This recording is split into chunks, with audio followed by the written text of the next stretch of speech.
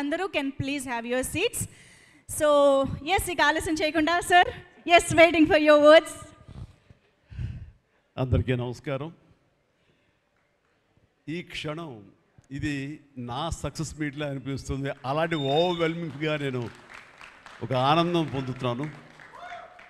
ఎందుకో తెలీదు, ఇక్కడ కావలసిన ఉన్న వాళ్ళందరూ కూడా నాకు ఎంతో కొంత ఎప్పటి నుంచో పరిచయం ఉన్నవాళ్ళు, ఎంతో ఆప్యాయత పంచుకున్నవాళ్ళు. సో వాళ్ళ ముఖంలో ఆనందం చూస్తుంటే కనుక ఇది నా ఆనందంలో అనిపిస్తుంది. ఈ సక్సెస్ మీట్ నా సక్సెస్ మీట్లా అనిపిస్తుంది. అండ్ ఇక్కడ గెస్ట్గా రాలేదు, మీలో ఒక పార్ట్గా, మీలో ఒక మీ ఆత్మీయుడిగా ఇక్కడికి వచ్చాను. అండ్ ఈ సినిమాకి ముందు నేను నాకు కలిసినప్పుడు ఎట్లా ఉంది, ఏంటి సినిమా మీది రాబోతుంది కదా అంటాను. డిఫరెంట్ క్యారెక్టర్ నేను అటెంప్ట్ చేశాను. And Dhanush is a lead character. అంటే అదే నాకు ఎట్లాగా ఒప్పుకున్నామంటే తెలియదండి. రెగ్యులర్గా ఈ హీరో క్యారెక్టర్స్ ఇలాంటివన్నీ చేస్తూ నాకు ఎక్కడో కొంచెం డిఫరెంట్గా చేయాలి, కొత్త హొరైజన్ గేట్లు ఓపెన్ చేయాలనిపిస్తుంది. ఈ సినిమా నాకు అలా ఉపయోగపడుతుందని అనిపిస్తుంది. అంటే దాని వాళ్ళ సినిమా చూశాను, అది 100% కరెక్ట్. తను కూడా అదే అక్నాలెడ్జ్ చేశాడు. ఈ సినిమా తర్వాత ఒక 40 ఏళ్ళు ఉంటాను, ఇందాక తను అన్నమాట వాస్తవం. నటుడుగా ఎంత ఎక్కువ కాలం మనం జీవిస్తాం అనేది తప్ప ఒక హీరోగానే పట్టుకుని ఇలాగే ఉండాలి అనుకోవటం అనేది కరెక్ట్ కాదు. అండ్ ఇలాంటి క్యారెక్టర్ ఎంత బాగా చేశాడంటే నేను తర్వాత చెప్తాను. సో ఫస్ట్ ఆఫ్ ఆల్ ఇలాంటి సినిమా శేఖర్ కమ్ముల ఏ ధైర్యంతో నాగుని అడిగాడు, నాకు ఏమి ఊహించుకుని ఫ్యూచర్లో ఈ క్యారెక్టర్ చేస్తాను ఒప్పుకున్నారు. ఇదే ఫస్ట్ సక్సెస్ అని నేను భావిస్తున్నాను ఈ సినిమాకి. ఆ తర్వాత ఇంకా ఈ క్యారెక్టర్ ధనుష్ తప్ప ఇంకెవరిని ఊహించుకోలేము. ధనుష్ ఒక్కడే దీన్ని న్యాయం చేయగలడు. తన పెర్ఫార్మెన్స్లో అనిపించింది క్యారెక్టర్ చూసిన తర్వాత. నిజంగానే తిరుపతిలో సినిమా చూస్తుంటే తిరుపతిలో ఓపెన్ చేసినప్పుడు కింద ఒక యాక్సిడెంట్ అయ్యే ముందు బెగ్గర్స్లో కూర్చున్నప్పుడు ధనుష్ అని గుర్తించాలి. నాకు ఆ పరిగెత్తేంతో నాకు గుర్తించలేకపోయాను. అంతగా క్యారెక్టర్లో యూ ఇన్వాల్వ్ సో మచ్. నీ గెటప్ కానీ అన్నీ కానీ సో అంటే అక్కడ తెలిసిపోతుంది తన డెడికేషన్ ఏమిటో ఆర్టిస్ట్ గారిది. అండ్ ఈ సినిమా ఇది నేను ఒక ఎక్స్పీరియన్స్ తప్ప నాకు ఒక సినిమాగా నేను చూడలేదు, ఒక వాస్తవంగా జరుగుతున్నదిగా అనిపించింది నాకు. అండ్ శేఖర్ కమ్ముల డీటెయిల్డ్గా నేను మిగతా అందరి నుంచి మాట్లాడే ముందు అసలు నువ్వేమిటి, నీ ఆలోచన విధానం ఏమిటి అనేది ఇట్స్ ఎంటైర్లీ డిఫరెంట్. 25 సంవత్సరాల పాటు నువ్వు అనుకున్న విధంగా, నువ్వు అనుకున్న క్యారెక్టర్స్ తోటి, నువ్వు అనుకున్న కంటెంట్ తోటి 10 సినిమాల కంటే ఎక్కువ చేయకపోయినా సరే ఒక్కొక్కటి ఒక ఆణిముత్యంలాగా చేసుకుంటూ ప్రజల గుండెలో, ప్రేక్షకుల గుండెలో ఒక సుస్థిరమైన స్థానం ఏర్పరచుకున్నావు. అండ్ ఆ మధ్యకాలంలో మీరు నా ఒక పోస్టర్, మీరు 25 years పోస్టర్ మీరు రిలీజ్ చేయాలని అనుకున్నప్పుడు అది మీట్ అవ్వడానికి, అతను టైం ఇవ్వడానికి నాకు నిజంగా 3-4 days పట్టింది. అంత పంతం అంత పట్టింపు ఏంటి నేనంటే, సార్ మీకు గుర్తుందో లేదో, మీ 88లో మీ సినిమా స్టేట్ రౌడీ షూటింగ్ ఈ రోడ్ల మీద జరుగుతున్నప్పుడు నేను ఫస్ట్ టైం మిమ్మల్ని చూశాను. నేను ప్రేమించే మనిషి నా ఎదురుగా ఉన్నాడు, కలిస్తే బాగుండు అనుకుంటే పోలీసులు ఎవరు రాని పరిస్థితి. కానీ మీరు ఎందుకు నన్ను చూసి ఇట్లా అని పిలిచారు, నన్ను ఒక్కడనే పిలిచారు, నేనే మీ దగ్గరికి వచ్చాను.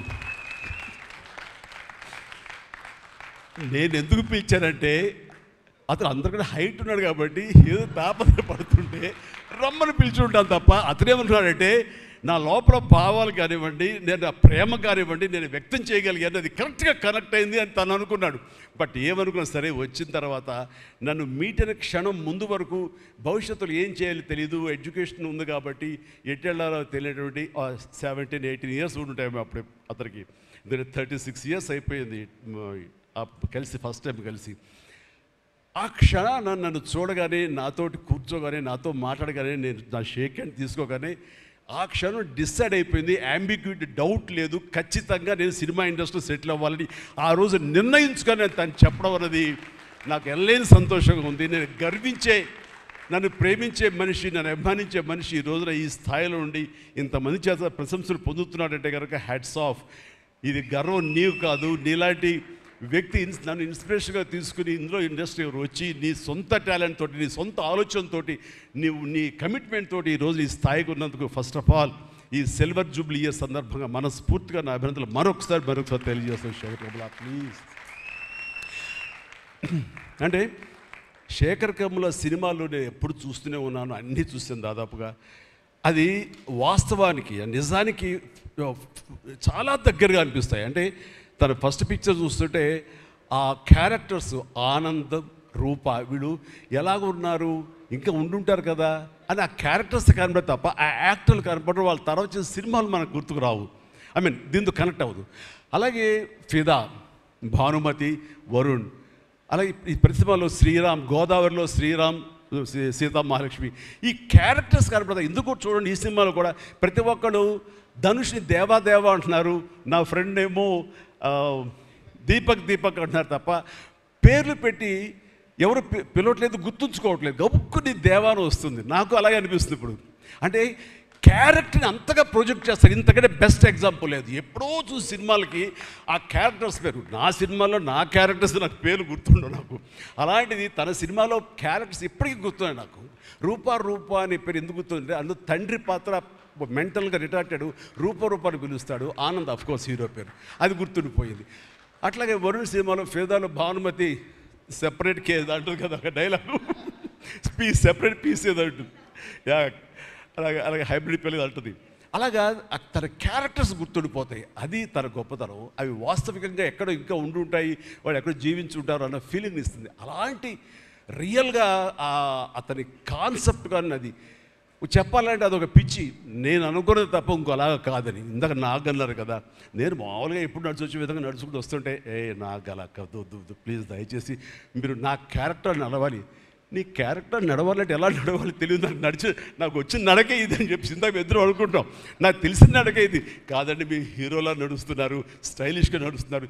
నేను స్టైలా, నేను హీరోలాగనా అని అంటే కాదు అంటూ ఆ క్యారెక్టర్ చూస్తుంటే నాకు మీరు చాలా డిఫరెంట్గా కనపడ్డారు. నాకు రెగ్యులర్గా కనపడలేదు. మీకుండే ఆ కింగ్ నాగ్ అని కానీ ఆ గ్లామర్ మన్మధుడు ఈ యొక్క స్టైల్లో ఒక చామ్ ఉంటుంది కదా, ఈ సినిమాలో అది కనపడకుండా జీవితంలో నలిగిపోయినటువంటి, మానసికంగా ఫిజికల్గా నలిగిపోయినటువంటి ఒక మనిషి కనపడుతున్నారు. అది మీ క్యారెక్టర్ ఏంటి ఇలాగుంది నలిగిపోయినట్లుగా. బహుశా జైలు నుంచి బయటికి మళ్ళీ ఎప్పుడు వచ్చినప్పుడు మళ్ళీ ఫుల్ గ్లామర్లో కనపడతాడేమో సూటు గిట్టు వేసుకుని. అంటే అప్పుడు కూడా భారంతోటో మానసికంగా ఆ ఒక దీనితోటో ఆ సంఘర్షణతోటో ముఖంలో ఆ హెవీనెస్ తోటో జీవితంలో ఏదో పోగొట్టుకుని ఏదో సాధించాలని ఏదో అనుకోవాలని ఏదో రకంగా అయిపోయింది ఇట్లా ఈ పరిస్థితుల్లో అన్న మీమాంసలో నలిగిపోతాం. ఆ నలిగిపోవడం అనేది ఫిజికల్గా and appearance wise performance wise చూపించగలిగాడంటే అది హెడ్స్ ఆఫ్ నాగ్. మీరు అన్నట్లుగా ఇది మీకు డిఫరెంట్, ఇంకో కోణం నుంచి మీకు హొరైజన్ మీకు ఓపెన్ అయ్యింది, ఇంకొక డోర్ ఓపెన్ అయ్యింది. తద్వారా బోల్డ్ అని ఫెంటాస్టిక్ క్యారెక్టర్స్ వస్తాయి. అండ్ మీరు అనుకున్నది ఉంటుంది, మీ లాంజివిటీ ఇంకా పెరుగుతుందని అనుకుంటాను. మీ దోవలో నేను కూడా మీకు సమంగా నేను వచ్చేస్తాను నేను అనుకుంటున్నాను. అంటే ప్రతిసారి నాకు అన్ని విషయాల్లో కూడా నాకు సోర్స్ ఆఫ్ ఇన్స్పిరేషన్ అనిపిస్తుంది. అది హెల్త్ కానివ్వండి, కంపోజ్డ్ బిహేవియర్ కానివ్వండి, ఒక ట్రాంక్విల్ ఆలోచనలు కానివ్వండి, స్థితప్రజ్ఞత కానివ్వండి, ఏం జరిగినా సరే అంటే నవ్వుకుంటూ సరదాగా ఉంటాం. ఇవన్నీ చూస్తుంటే నాకు ఎంత ప్రశాంతంగా ఉంటుంది, ఎంత మానసికంగా ఉంటుందని. సో అలాగా ఈ ప్రొఫెషనల్గా కూడా ఈ సినిమాతోటి తను వెళ్ళే దారిలో వై నాట్ నేను కూడా రేపు పొద్దున ఏదైనా అవసరం వచ్చి ఓటీటీలో ఏదైనా సినిమాలు చేయాల్సి వస్తే కనుక ఏం ప్లాన్ నార్సింగ్ నువ్వే గబుని అన్నా కదా గబుకొని రెడీ అయ్యి వచ్చే రేపు పొద్దున ఇంటికి. సో ఓటీటీలో ఏదైనా సినిమాలు చేయాల్సి వచ్చినా సరే, వెబ్ ఫిల్మ్ చేయాల్సి వచ్చినా సరే దానికి కూడా మనం సమాయత్తం అవ్వాలి. దానికి నాకు ఈ రోజున నాకు తీసుకున్న నిర్ణయం నాకు కూడా ఒక ఇన్స్పిరేషన్గా అనిపిస్తుంది. Sir well done. ఈ సినిమా ప్రతి ఒక్కరికి న్యాయం జరిగింది ఈ సినిమాలో. అండ్ నా డైలాగ్ నువ్వు అనిస్తావు నాకు ఇందాక నేషనల్ క్రష్, నా క్రష్ కూడా అందుకని నేను ఆ మాట అనను కానీ అనుకుంటాను అంతే, పైగా మాత్రం నేను అనను. సరే అమ్మా, ఫెంటాస్టిక్ అమ్మా నువ్వు. అండ్ ఇప్పుడు కదా తన ఫస్ట్ సినిమా హీరోయిన్గా వచ్చినప్పుడు ఆ సినిమాకి ఇలాగే నేను గెస్ట్గా వచ్చాను. ఆ రోజు నుంచి తన్ని అబ్జర్వ్ చేస్తుంటే నటనా పరంగా కానివ్వండి, తన ఇమేజ్ పరంగా కానివ్వండి, day by day film after film ఎక్కడికో వెళ్ళిపోయింది. ఇది నేషనల్ క్రష్ కాదు, ఇంటర్నేషనల్ క్రష్ అయిపోయింది అమ్మాయి. అండ్ గాడ్ బ్లెస్ యూ అమ్మా, నువ్వు ఎంత బాగా పెర్ఫామ్ చేస్తావంటే నేను చూస్తుంటే నీ కళ్ళు తప్ప ఇంకేమైనా అట్రాక్ట్ చేసుకోవు, కళ్ళు ఒకలా చూస్తుంటావు నేను. అండ్ ఆ కళ్ళతో ఏం పలికిస్తుంది ఎక్స్ప్రెషన్ అంటే ఇంకా అంత ఇంత కాదు. అండ్ ఈ సినిమాలో ఎంత నిడివి ఉంది, ఎంత లెంగ్త్ ఉంది క్యారెక్టర్ అనే దానికంటే ఎంత ఇంటెన్సిటీ ఉంది అంటే అందులో మాత్రం చూపించగలిగింది ప్రతిదీ. ముఖ్యంగా బిడ్డను హోల్డ్ చేసినప్పుడు అక్కడ ఒక కన్నతల్లిలాగా, ఒక అమాయకంగా ఒక ప్రియుడిని మోసపోయినప్పుడు వాడి వల్ల ఎక్కేసేటప్పుడు నాకు చూడాలి అందులో సౌందర్య వచ్చేసి అప్పారావు వస్తాడు ఇంకా కోసం వెయిట్ చేస్తానంటే పిచ్చమొహం అన్నట్టు ఫీలింగ్ వచ్చింది. అంత అమాయకురాలాగా ఉంది. అది మళ్ళీ ఇందులో కనిపించింది నాకు, ఆ సౌందర్య కనిపించింది ఆ క్యారెక్టర్ చేయటంలో. You done fantastic job. ఆ తర్వాత సీరియస్నెస్గా పెంచుకుంటూ, ఆ తర్వాత దేవాకి సపోర్ట్గా ఉంటూ అండ్ దేవాన్ని ఓన్ చేసుకునే విధంలో మాత్రం నీ ట్రాన్స్ఫర్మేషన్ కానీ నీ characterisation well designed and well performed. Fantastic అమ్మా, ఫెంటాస్టిక్.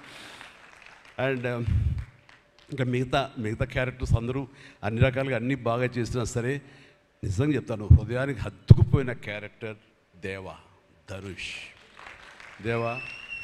అంటే ఈ క్యారెక్టర్కి ధనుష్ తప్ప ఇంకెవరు లేరని, ఇంకెవరు చెయ్యలేరు. ష్యూర్ ఇంకొక హీరో లేడు.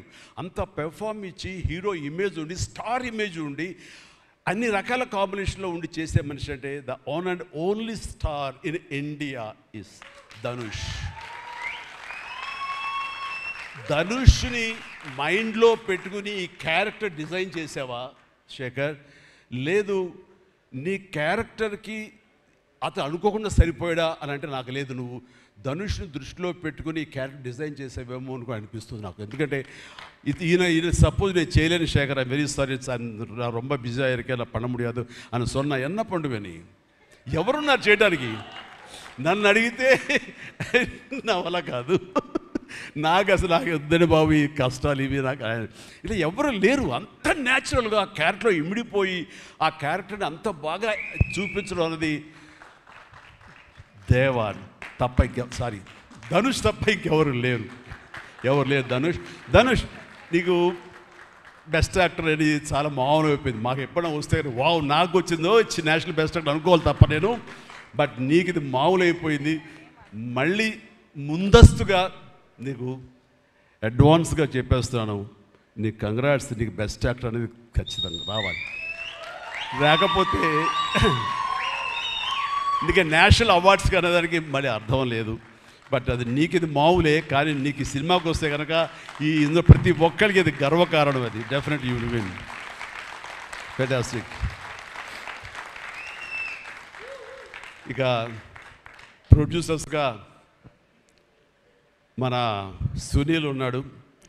సునీల్, భారత్ వీళ్ళిద్దరికంటే కూడా వాళ్ళ నాన్నగారు నాకు అత్యంతమైనటువంటి గౌరవనీయులు. అంత పెద్ద మనిషి ఆయన, అంత నిక్కార్సైన మనిషి. ఈ సినిమా బిజినెస్లో అంత ఆనెస్ట్తో ఉండే మనుషులు ఎవ్వరు లేరు నాకు తెలిసి. నాగార్జున ఎవరి కాళ్ళకి దండం పెట్టడు, ఒక్క మీ నాన్నగారికి తప్ప. ఆయన నాకు అంతే ఇష్టం, నేను ఆయనకి అలాగే ప్రణామం చేస్తాను. అంతటి ఇది ఆయనకు పుట్టిన బిడ్డలుగా ఆయన గౌరవాన్ని కాపాడుతూ ఆయన లెగసీని కంటిన్యూ చేస్తూ మీరిద్దరు ముందుకు వెళ్ళటం, మీరే కాకుండా థర్డ్ జనరేషన్ జాన్వి కూడా అదే దాంట్లో వెళ్ళటం అనేది జరుగుతుంది. మొన్న ఒక మాట అన్నావు, చెప్పచ్చు కదా? చెప్పనా? ఓకే సార్, మళ్ళీ మాకు సినిమా చేయాలి సార్, మీరు వద్దులేవా, మీరు అది రకరకాలు చేసుకుంటున్నారు కదా మళ్ళీ ఎందుకు అని. సార్ మా నాన్నగారు మీ సినిమాలో డిస్ట్రిబ్యూట్ చేసి మేము బాగా డబ్బులు గడించాం సార్ అప్పుడు నైజాంలో. మీరు అప్పుడు నైజాంలో మీ సినిమాలు అంటే నైజాం కింగ్ అనుకునేవాళ్ళం మేము. ఆ తర్వాత మేము కొంచెం ప్రయత్నం చేసాం సార్, మాకు బాగా డబ్బులు వచ్చింది సార్, కానీ అల్లు అరవింద్ గారు ఇక్కడ పెట్టేసరికి మాకు అవకాశం లేకుండా పోయింది. ఏమనట్లే ఇప్పుడు అది కట్ చేసేస్తాలే ఆ ముక్క, లేదు అది ఎడిటింగ్లో తీసేస్తాలే. అంటే సికింద్రాబాద్లో గీతార్స్ పెట్టారు కదా, అందుకే మీకు సినిమాలు రాకుండా పోయి, సరే పక్కన పెట్టేద్దాం. ఆ తర్వాత మీ థర్డ్ జనరేషన్ జాహ్నవి సినిమా తీసి ప్రొడ్యూసర్గా అమ్మాయి రావాలనుకుంటుంది అనుకున్నప్పుడు I wish all the best for her. ఎప్పుడు కలుస్తాను అన్నాను. అదేదో మీరు ఇస్తే మీతోటి అమ్మాయి అడిగిన 3 జనరేషన్స్లో మా ఫ్యామిలీతోటి మంచి సంబంధం ఉన్నట్లు అవుతుంది అన్నారు. పాప మీ నాన్న అడిగారు, ఇంటికి వచ్చి చెప్పారు లేదో నాకు తెలియదు, but we are doing.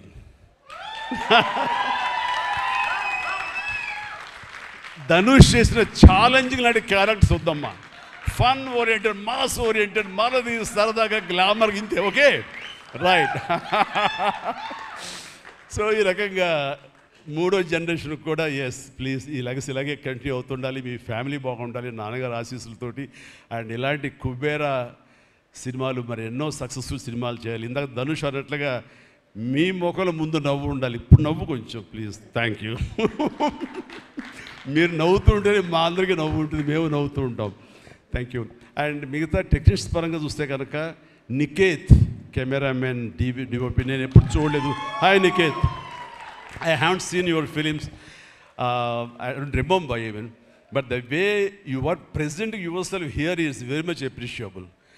I could see the energy, what you are pouring here, definitely it will reflect on the stage. Otherwise, Nagaja would have been praised you so much. And you also grab my attention. And future, I don't know, yes, maybe. And you have done a fantastic job. So initially when villain scenes are happening, that time I could see the top floor swimming pool. There I could see the richness of the film. So hardly they would have spent anything. So riches comes not because of the money. Riches comes with your viewfinder. So that way our credit goes to the whole film has grabbed attention and it looks very rich. So definitely please, I will awaiting you in future, and all the very best. Good luck. Done a great job as far as the camera is concerned. And then మా యోగేశ్వరుడు మా పెద్ద అనుకోండి పాపం లేని వయసు వద్దు sir కూర్చోండి sir మీరు please Niketh please sit down take your seat కూర్చో సార్ మీరు లెగదు సార్ మమ్మల్ని ఇబ్బందిగా ఉంటుంది. ఇద్దరం చాలా నువ్వు అనుకుని మాట్లాడే పరిచయం మాకు శుభలేఖ సినిమా నుంచి 1980 నుంచి వీఆర్ వర్కింగ్ టుగెదర్. ఈ మధ్యకాలం వరకు కూడా ఎప్పుడైనా సెట్కి వస్తాడు, రాగానే సినిమా అడుగుతాడేమో, నెక్స్ట్ సినిమా ఏం చేద్దాం అడుగుతాడంటే, బాబాయ్ ఈసారి మీ ఇంటి నుంచి నాకు ఆవకాయ పచ్చడి రాలా అంటాడు. Mango pickle, as for mango pickle from my house. So ఈసారి పంపించాను బాబు, వస్తుంది.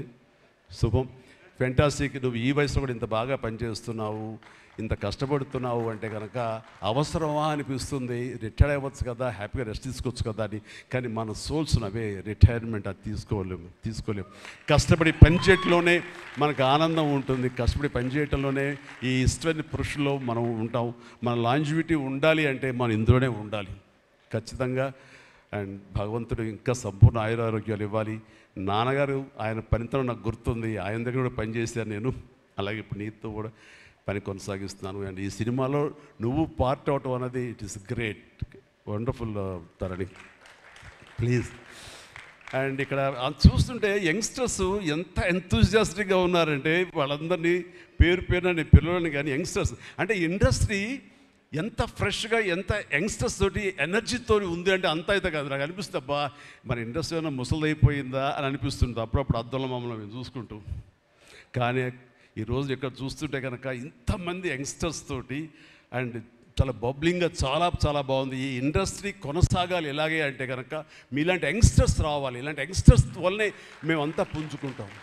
నేను ఈ రోజున కొత్త డైరెక్టర్స్తో పనిచేస్తాను, అనిల్ రావుపూడి కానీ, బాబీ డైరెక్టర్ కానీ, వశిష్ఠ్ కానీ, ఇలాంటి యంగ్స్టర్స్ పనిచేస్తుంటే ఎక్కడ లేని ఎనర్జీ వాళ్ళ దగ్గర ఉంటుంది, వాళ్ళ నుంచి కొత్తను ఉంది. నేను వాళ్ళకి అనుగుణంగా నేను మారిపోతుంది తప్ప నాకు అనుగుణంగా వాళ్ళు ఉండాలి కోరుకోవట్లా. నా సక్సెస్ అక్కడేమో అనుకుంటున్నాను నేను. ఆ రకంగా old wine in new bottle అన్నట్లుగా ఈ సమయంలో వైన్ గుర్తుకొచ్చింది, సారీ. అండ్ అలాగా ఇదే ఎనర్జీతోటి, ఇదే యంగ్స్టర్స్ తోటి ఇండస్ట్రీ కళకళాలని కోరుకుంటున్నాను. And last but not least my brother, నాకు బిడ్డతో సమానం, దేవిశ్రీ ప్రసాద్. అండ్ దేవిశ్రీ ప్రసాద్ తన ఎనర్జీ అంటే ఇందాక చూశారు కదండి, వాళ్ళు లైవ్ షో చేసేసాడు ఇక్కడ. ఆ తర్వాత ఏం మాట్లాడాలో ఎవరికి ఏం తొయ్యినటువంటి పరిస్థితి మొత్తం అంతా షో గ్రాప్ చేశాడు. బట్ నేను మళ్ళీ కమ్బ్యాక్ తర్వాత పొలిటికల్గా కొన్నాళ్ళు ఉండి 1915లో 150 సినిమా చేసిన దగ్గర నుంచి, అంతకుముందు తన సినిమాలతోనే ఎంబీబీఎస్ కానీ జిందాబాద్ కానీ అన్నీ అయిన తర్వాత మళ్ళీ తన వలన నా మ్యూజికల్ అనేది ఏర్పడేదేమో అనుకుంటున్నాను. అలాంటి గ్రేట్ మ్యూజిక్స్ నాకు ఇచ్చి మళ్ళీ నేను నిలబడడానికి దోహదపడ్డాడు మనోడు. యూ ప్లీజ్ వద్దు అలా చేయదు ప్లీజ్, దోహదపడ్డాడు. మీరంతా సరస్వతి పుత్రులయ్యా, ప్లీజ్ బంగారం ప్లీజ్. అండ్ తను ఎనర్జీ డే బై డే పెరిగిపోతుంది, తన టాలెంట్ డే బై డే పెరిగిపోతుంది. ఇక నేషనల్ నుంచి మన రీజనల్ నుంచి నేషనల్ లెవెల్కి ఎలా ఎదిగిపోయాడో మనం చూసాము. ఆ హోల్ ఇండియా తన గురించి ఎలాగా కీర్తిస్తుంది అనేది మనం ఈ పుష్ప 1 and 2 చూస్తున్నాము. ఇప్పుడు ఈ సినిమా కుబేర్లో కూడాను ఎక్కడ డ్యూయట్ సాంగ్స్ లేవు కదా అని అనిపిస్తుంది, కానీ ఒక సాంగ్ ధనుష్ పాడిన ఆ సాంగ్ ఎంతగానో ఆకట్టుకుందంటే అంతా ఇంత కాదు. దానికి ఇద్దరు ఒకరొకరు కాంప్లిమెంట్ చేసుకుంటూ ఆ సాంగ్ అంత బాగా హిట్ అవడానికి దోహదపడింది. అట్లాగే సినిమా చూస్తుంటే మ్యూజికల్గా ఉంది తప్ప నాకు ఎక్కడ డ్యూయట్ సాంగ్స్ వేరే లేవి అనే ఫీలింగ్ రాలేదు. And that's the magic of Devi Sri Prasad. Re రికార్డింగ్లో కూడా చాలా హృదయంగా మదర్ తోటి పాడిన పాట రోడ్డు మీద యాక్సిడెంట్ అయిన తర్వాత అబ్బా కన్నింటి నీళ్ళు వచ్చేస్తుంది నాకు. మన రైతుల మీద పాడే గుర్తుందా మన 150 సినిమాలో, నీరు నీరు నీరు అంటూ దాన్ని మరిపించిన సాంగ్లో అనిపించింది. అండ్ అది వెరీ మచ్ రిలవెంట్ సాంగ్. అట్లాగా తన ఆర్ఆర్ బ్యాక్గ్రౌండ్ కూడా తన సాంగ్స్ ద్వారా అవన్నీ కూడా అత్యద్భుతంగా కనిపించేలాగా వినిపించేలాగా చేశారు. దానికి దోహదపడినటువంటి లిరిసిస్టులు ఇక్కడే ఉన్నారు. భాస్కర్ భట్లాను, ఇందాక ఇంకో ఆయన పేరు చెప్పారు నందకిషోర్ గారు, అలాగే మన చంద్రబోస్ గారు. అండ్ వీళ్ళందరూ కూడా నేను హృదయపూర్వక అభినందనలు తెలియజేస్తాను. అండ్ ఈ రోజున ఇక్కడ రావటం అన్నది నేను చాలా ఆనందం అనుభవిస్తాను ఇక్కడ మీ అందరితో పాటు. అండ్ ఇలాంటి సినిమాలు రావాలి, ఎందుకంటే సినిమా సక్సెస్ అనేది గగనమైపోతున్న రోజులు ఇవి. థియేటర్స్కి ఆడియన్స్ రప్పించడం అనేది మహా గగనమైపోతున్న రోజులు ఇవి. రావటం కష్టంగా ఉంది. ఎలాగ సినిమా థియేటర్లు కానివ్వండి ఇవి ఎట్లాగ సస్టైన్ చేయాలి, ఎలా నిలబడాలి అనేది చాలా క్లిష్ట పరిస్థితుల్లో ఇలాంటి సినిమాలు, ఇలా కంటెంట్ ఉన్న సినిమాలు, అంటే హృదయంగా ఉన్న సినిమాలు, ఎమోషనల్ సినిమాలు and big event big films ఇందాక చెప్పినట్లుగా మనవాడు అవన్నీ కూడా ఆడొచ్చు. కానీ ఇలాంటి సినిమాలు కూడా ఆడి కంటెంట్ మనం సరిగ్గా ఇవ్వగలిగితే, వాళ్ళ హృదయాలను మనం తాకగలిగితే ఖచ్చితంగా ఈ సినిమాలు చూస్తారు, థియేటర్కి వస్తారు అనే ఒక ధైర్యాన్ని భరోసాని ఇచ్చిన సినిమాలు ఈ మధ్యకాలం చూస్తున్నాము. చిన్న చిన్న సినిమాలు అయితే పెద్ద సినిమాలు అవుతాయి. అందులో ఈ రోజున శేఖర్ మీరు మరొకసారి నిరూపించారు. ఇందాక ఎవరో మిమ్మల్ని చేశారు, నిజంగా మనస్ఫూర్తి చెప్తాను, క్రెడిట్ గోస్ టు యూ. ఒక ధైర్యాన్ని ఇచ్చింది ఇలాంటి సినిమాలు చేయొచ్చని. ఇంకా ఈ పెద్ద పెద్ద సినిమాలు తప్ప, రక్తపాతాలు తప్ప, కొట్టుకోవడాలు తప్ప, నరుకోవడాలు తప్ప ఇంక ఇలాంటి సినిమాలు రావా, వస్తే చూడరా, ఇవన్నీ 10 రోజులు ఆగితేనో నెల ఆగితేనో ఓటీటీలో చూసేద్దాంలే అని దాంతో ఉండిపోతారా, ఏమైపోతుంది ఇండస్ట్రీ అనేటువంటి ఒక అభద్రతా భావం నుంచి ఈ సినిమా ద్వారా ఇలా తీయగలిగితే, సత్తా చూపగలిగితే, హ్యూమన్ ఎమోషన్స్ని టచ్ చేయగలిగితే, కంటెంట్ కొత్తగా ఉండగలిగితే కనుక థియేటర్కి వస్తారు, చూస్తారు, భరోసా ఇచ్చావు. Thank you so much. And God bless you, God bless you, and God bless you all. Please ప్రతి ఒక్కళ్ళు నాకు ఈ అవకాశం ఇచ్చినటువంటి ప్రొడ్యూసర్స్ గారికి, రామ్మోహన్ రావు గారికి, అలాగే భరత్ పాప నీకు కూడా అందరికీ నా హృదయపూర్వక ధన్యవాదాలు. మరొకసారి ఇక్కడ ఉన్నటువంటి 50 మంది యంగ్స్టర్స్కి అండ్ రెస్పెక్టెడ్ టెక్నీషియన్స్కి నా శుభాకాంక్షలు, నా ధన్యవాదాలు తెలియజేస్తాను. మరొకసారి love you man, love you love you love you love you love you. God bless you. And ఇప్పుడు మీ దారిలో నేను నడుస్తాను. Follow the leader. Thank you, Shamla. You done a good job. God bless. God bless. Thank you, sir. Thank you so much. We all love you. కుబేరాకి ఇప్పటి వరకు వచ్చిన appreciation ఒక ఎత్తు, ఈరోజు ఈ మెగా కాంప్లిమెంట్స్ ఇంకొక ఎత్తు అని చెప్పాలి. Thank you so much sir. ఒక్కసారి వేదిక పైన ఉన్న వాళ్ళందరూ కలిసి one photo for the media sir, మీ 6 కలిసి.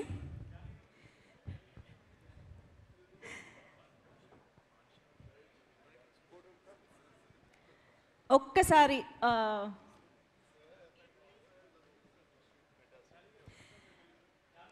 రిక్వెస్టింగ్ ఆల్ ఆఫ్ సార్, ఒక్క ఫోటో సార్.